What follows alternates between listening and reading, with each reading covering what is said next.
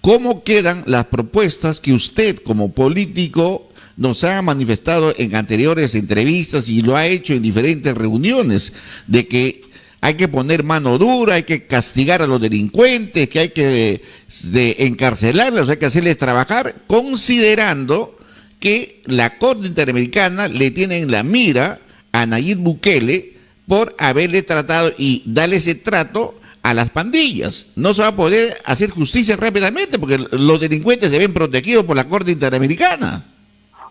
No. Hay que conocer, como le digo, el sistema interamericano.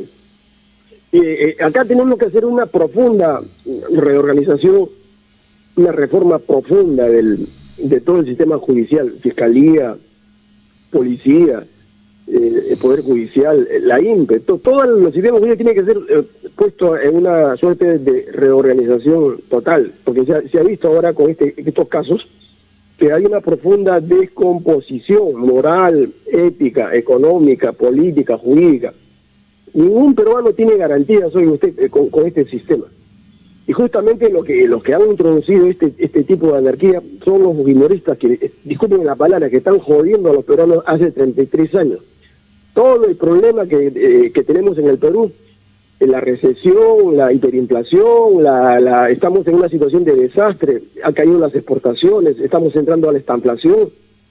Todo está creado por esa constitución fujimontesista del año 93, a la que se suma ahora, ¿no es cierto?, el problema de la corrupción. Esa es una constitución de la corrupción, de la delincuencia. Por eso que estos presidentes, estos 5 presidentes han cometido delitos, porque esta constitución delincuencial es la que permite ese tipo, ¿no es cierto?, de actos. Con la anterior constitución no habrían podido cometer estos hechos. Entonces, lo importante en este caso, ¿no es cierto?, es conocer. Y nosotros vamos a hacer una profunda reforma judicial, ¿no? Eso que no le que poner, van a trabajar los presos. Si no trabaja, sencillamente el Perú aplicará, el Estado bueno, aplicará la medida del caso. Nosotros nos guardamos reservas respecto a la convención en ese punto. Los garantistas, los caviares dicen no, que uno no puede obligar a trabajar, a hacer trabajar a un delincuente. Sí lo podemos hacer. Hacemos una reserva que el tratado, o en último caso nos retiramos del tratado y aplicamos las reformas que necesitamos hacer. Extender la pena de muerte en el caso de violación de menores de edad, por ejemplo. Y así cualquier otra reforma. La convención no es un texto sagrado, no es un texto grabado en piedra. La convención sirve al Perú, a los latinoamericanos, en función de que se respeten, se garanticen los derechos fundamentales de la persona. Si no sirve para eso, sencillamente se deja de lado y se buscará otras formas. En Europa funciona de la misma manera. El Tribunal Europeo de Derechos Humanos aplica una Convención Europea de Derechos Humanos. Y si esto fuera un caso, digamos, en España, en Alemania, y esto no sería una vergüenza, ¿no?, lo que está pasando en el Perú, ¿no? Entonces, ¿para qué tú formas parte, ¿no es cierto?, de un organismo internacional si no vas a cumplir con tus obligaciones? O sea, no hay ningún problema con lo de Bukele, el trabajo, las reformas que vamos a hacer, las vamos a hacer. Hacemos una cláusula de reserva, ¿no es cierto?, en ese tratado, o nos retiramos del tratado, no hay ningún problema. Claro, porque usted debe reconocer, porque no hay que ser mezquinos en ello, que la Corte Interamericana de Derechos Humanos y los llamados defensores de los derechos humanos le tienen en la mira a Nayib Bukele, reitero, por el trato y la forma así, digamos, fuerte que ha puesto para encontrar el orden y tranquilidad. Más allá de ello, doctor, en el ámbito local, el día de ayer se ha aprobado por primera vez un millonario presupuesto para el año 2024. 240.000 millones de soles van a ser manejados. 57.000 millones de soles se van a repartir entre las regiones y los gobiernos locales. Tanta plata, lluvia de millones. ¿Estamos capacitados las autoridades locales para administrar ese dinero?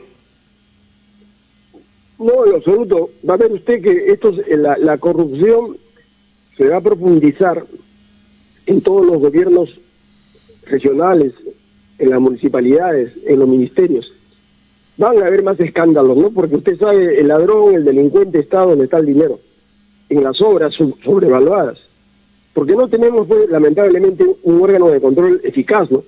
No tenemos un presidente, una presidenta, digamos, y ministros que trabajen, laboren, proyecten, digamos, obras a favor del pueblo. A ellos no les interesa eso, ¿no? Y este presupuesto millonario, digamos, va a ser malversado, evidentemente, ¿no? Se van a repartir ese dinero.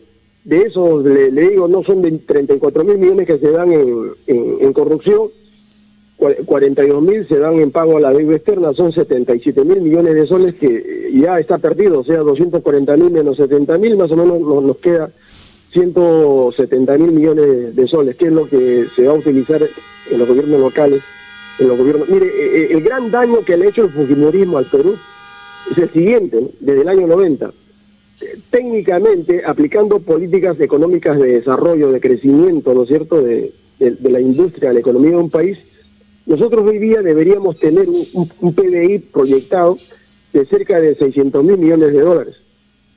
Ese es el PBI, ¿no es cierto?, de acuerdo a tipos de crecimiento económico promedio, estándar a nivel mundial. ¿Cuánto es nuestro promedio de PBI? El PBI nuestro es 220.000 millones de dólares. O sea, Fujimori no solamente ha robado, ha saqueado el Perú, sino además de eso ha impedido que el Perú pueda crear más riqueza. ¿Usted sabe lo que significa tener 600.000 millones de dólares de PBI? Estaríamos ahora sin mayores problemas. Podríamos haber solucionado muchos problemas de agua, desagüe, irrigaciones, ¿no? Hospitales, carreteras. Doctor, pero considerando que tenemos, porque si se aprueba un presupuesto de 240.000 millones de soles es porque plata hay, ¿no? Y no, ¿de dónde lo van a sacar? Hay plata, o sea que realmente hay plata en el Perú, no se gasta bien, no se administra bien, los corruptos llevan una buena cantidad de plata. El mismo Nelson Schack, controlador, ha dicho que en el año 2022 se han robado 25.000 millones, se han robado, y este año ¿cuántos se robarán? Y de los 240.000 millones, ¿cuántos se robarán? Y eso lo sabremos del 2026. Y los corruptos roban, se ha vuelto costumbre, y acá quiero, digamos, ¿cuál es el mensaje del movimiento que usted está enseñando a nivel nacional, ¿no? Ser corrupto es rentable en el Perú.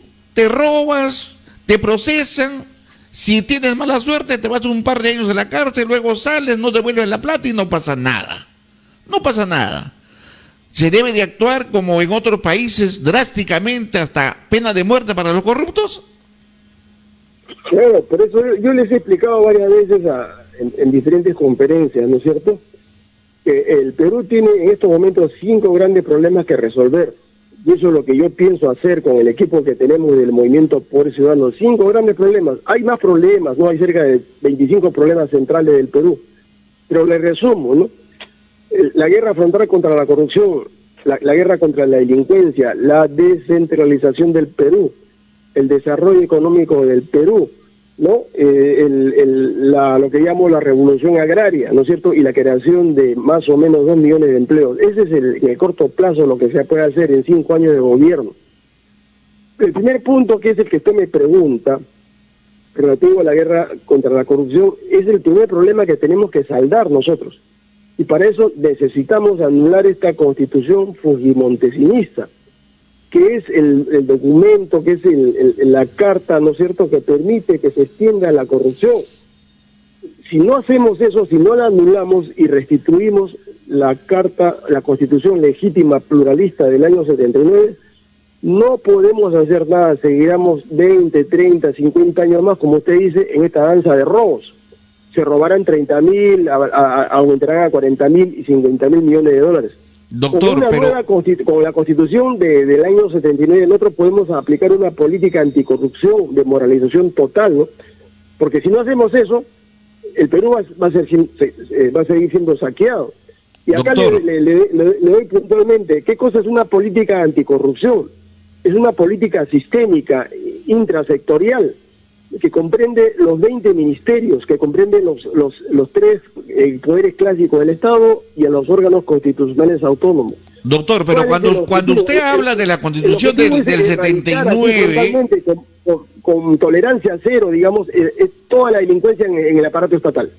Doctor, pero usted también debe de entender que justamente este año se está cumpliendo 30 años de la Constitución del 93, 30 años, y justamente a nivel nacional las diferentes instituciones, entre universidades, estamentos del Estado, privados, hasta los, digamos, grupos gremiales han hecho un análisis de la Constitución en los 30 años que se cumple y la mayoría dicen que sí se ha sumado para el desarrollo del país. Ahora usted dice que es una condición que nos lleva al debacle. ¿Y a quién creemos? Dice la población que nos escucha, ¿no? Fíjese, hay que ser muy claro para que la gente entienda, ¿no es cierto? Le estoy dando datos objetivos. No es mi opinión, yo cuando declaro hago análisis. El análisis es diferente a la opinión es cualquier cosa, cualquier idea que tiene una persona. El análisis se basa en datos. Fíjese, Fujimori... Con datos y con resultados, ¿no? El año 90, ¿ya? El año 90... Y el único año que creció el Perú fue el año de 1994, creció al 8% del PBI. ¿Por qué creció al 8%? Con Alan estábamos al 1% y casi en sentido negativo. O sea, creció 7 puntos. ¿Por qué creció? Sencillamente porque Fujimori remató, ¿no? Como hizo Menem en Argentina, regaló todas las empresas públicas. Y esa plata, ¿no es cierto?, fue un festín, la derrochó, se robaron la plata, ¿no es cierto? Y luego del 94, vea usted las cifras del Banco Central de Reserva, el PBI cayó a -2, subió a 1, 2, 3, 4, y se fue el año 2000, se fugó, ¿no es cierto? Dejando el Perú con un PBI, digamos, que no superaba el 2%, ¿no?, de crecimiento anual, en promedio de los 10 años de gobierno. Eso es objetivo. ¿Qué cosa le digo yo? El Perú del año 90, si hubiese sido otro gobierno, estaríamos ahorita con 600.000 millones de dólares, ¿no es cierto?, de Producto Bruto Interno. Esa es la medición real de la riqueza. Pero el gobierno de Alejandro Toledo y el gobierno de Alan García dicen que han sido exitosos económicamente. Alejandro Toledo y Alan García, sus seguidores hasta ahorita sacan pecho, dicen que en su gobierno ha habido bastante economía, ha habido un crecimiento, dicen así.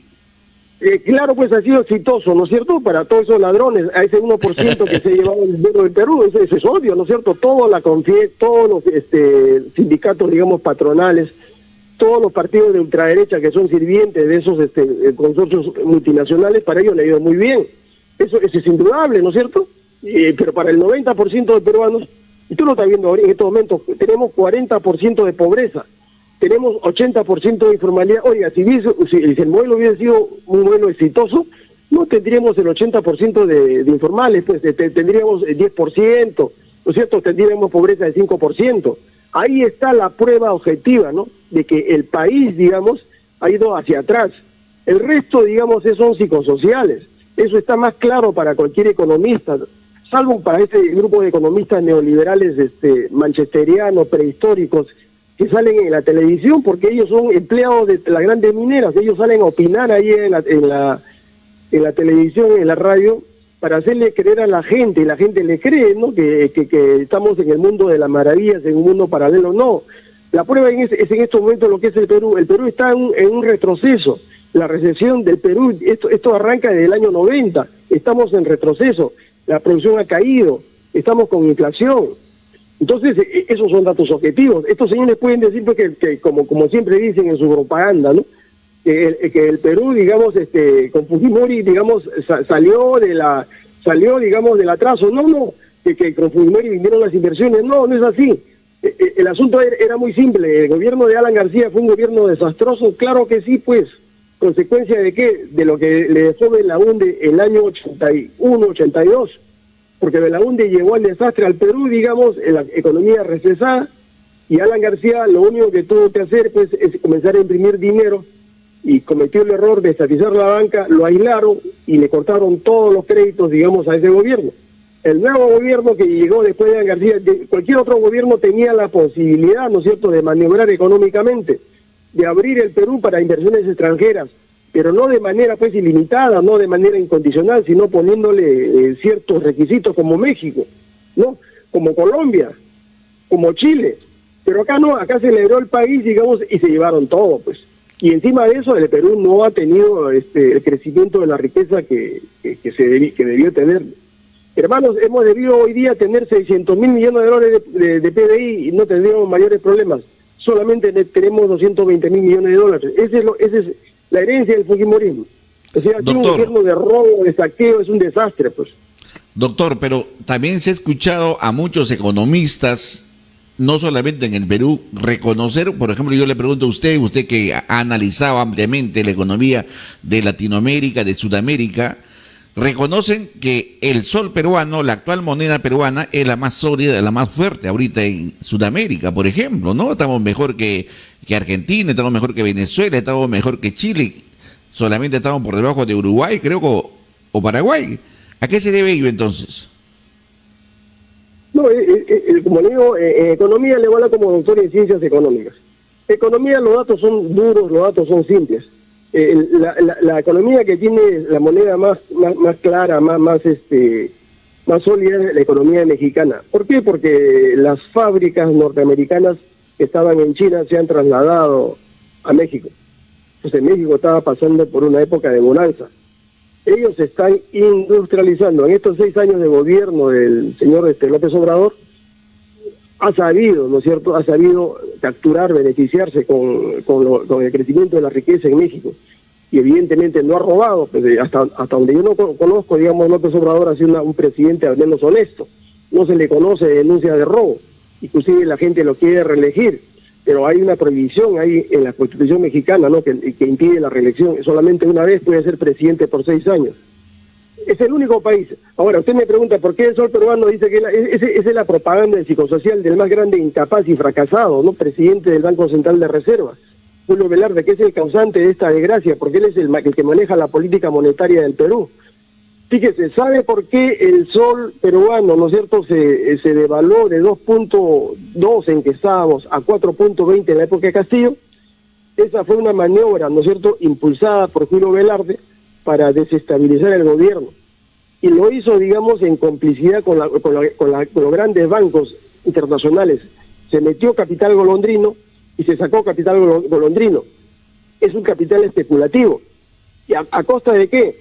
A costa de la recesión. ¿Por qué estamos en estos momentos con una producción en caída? ¿Por qué las empresas están cerrando? ¿Por qué los pequeños negocios, los pequeños empresarios están cerrando sus negocios? Porque es de la recesión implementada por Julio Velarde, ¿no es cierto?, que ha hecho que la moneda, pretende estabilizar la moneda, congelando los sueldos, ¿no es cierto?, devaluados, porque el sueldo mínimo vital, que nominalmente es 1.025 soles, en realidad usted puede comprar solamente 730 soles.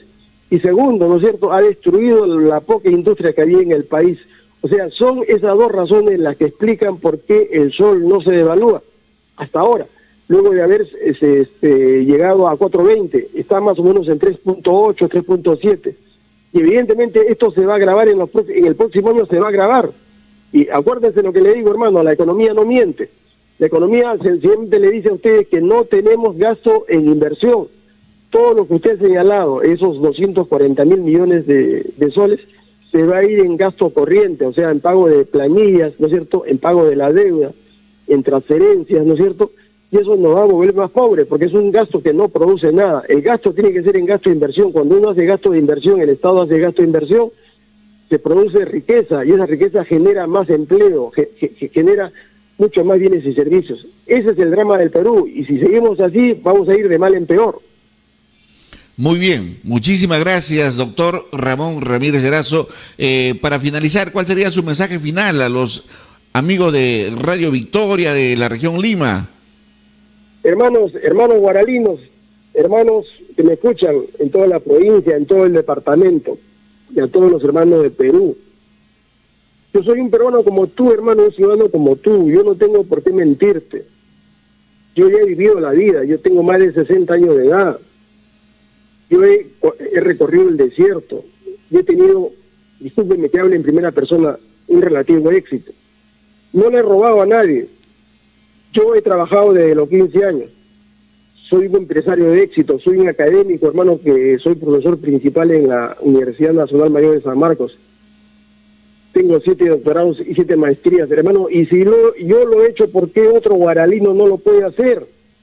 Tú que estás en tu chacra, hermano, de Guaral, tú que estás en tus fondos, tú que estás en tus talleres, en tus restaurantes, educa a tus hijos, hermano. La mejor inversión que puedas hacer es la educación. Y todos ustedes tendrán hijos ingenieros, economistas, biólogos, médicos, ¿no? Que te van a poder sacar a ti de la situación en la que te encuentras, porque ese es un derecho humano. El derecho a ascender socialmente es un derecho fundamental. Pero si tú no entiendes, hermano, de que en el país hay un grupo de corruptos que solamente llega al 1%, que tiene secuestrado, que te ha expropiado a ti el poder, hermano, esta situación va a seguir de la misma forma como se ha venido llevando a cabo desde hace más o menos 40 años. El poder lo tienes tú, hermano. Date cuenta, racionaliza lo que te digo. Tú eres el dueño de este país y tú eres engañado cada 4, cada 5 años. Y tu mejor arma, acá no hay lucha armada, acá no tenemos que tirar piedra, nosotros tenemos que prepararnos, tenemos que educarnos, tenemos que ser líderes capacitados, honestos. Y la mejor arma que tienes tú, hermano, es el voto. La próxima elección que haya, conoce, hermano, los candidatos.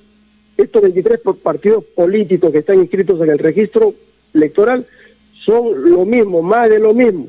Son partidos fracasados, de Keiko Fujimori, Acuña, Perú Podemos, Somos Perú, Avanza Perú, Renovación Popular Deporte, son lo mismo, son partidos neoliberales.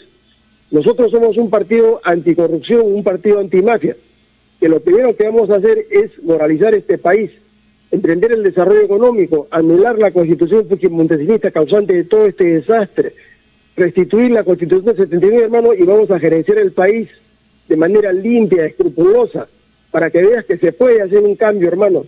Y cree en mí, hermano, porque no tienes otra opción. Si tú crees en otra persona, vas a seguir en lo mismo. Y por eso le agradezco a usted, hermano, y le agradezco a todos los militantes del partido. Estamos terminando ya y la próxima semana posiblemente estaremos presentando el expediente al Jurado Nacional de Elecciones porque hemos hecho este proceso de inscripción de manera legal, sin fraude, sin falsificar firmas, porque esa es nuestra línea. Un abrazo a todos, hermanos. El Perú tiene salida. Hay esperanza, hermanos. No pierdan la fe. Nosotros podemos hacerlo. Tenemos la capacidad, tenemos los cuadros, tenemos los políticos necesarios, honestos, no ladrones, no delincuentes, para cambiar este país. Muchas gracias. Hasta la victoria final.